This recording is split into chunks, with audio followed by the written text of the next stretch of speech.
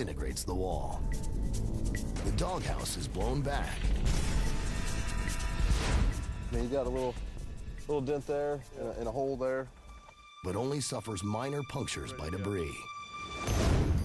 In Glasgow, blasters protect against these fragments by wrapping nearby buildings in geotech, an ultra-strong fabric. Geotech is capable of withstanding thousands of pounds of pressure. It can't stop a bullet, but blasters sometimes say that 2 elephants couldn't rip it apart. Well, you ready to load this next one up? Yeah, you ready to rock and roll? I'm ready to do this one. Woo, yeah.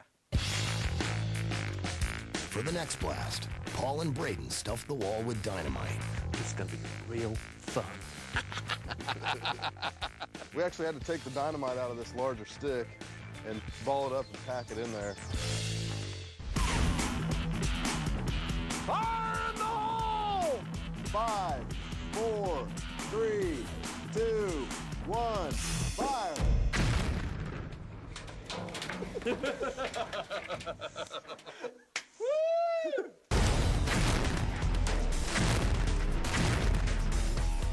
Like the det cord, the dynamite completely obliterated the wall. But the dynamite went off with such force, it damaged everything around it. The doghouse is destroyed. Oh, man. Poor doghouse. I don't even know if we can put it back together. Oh, it got nailed. You imagine if you load a wall like that in an urban area, Oh, yeah. you're going to break every window for miles. If we think about Pollokshaws, I mean, this gives you a perfect example that they're using the right explosive product, and probably their loading is about correct. That's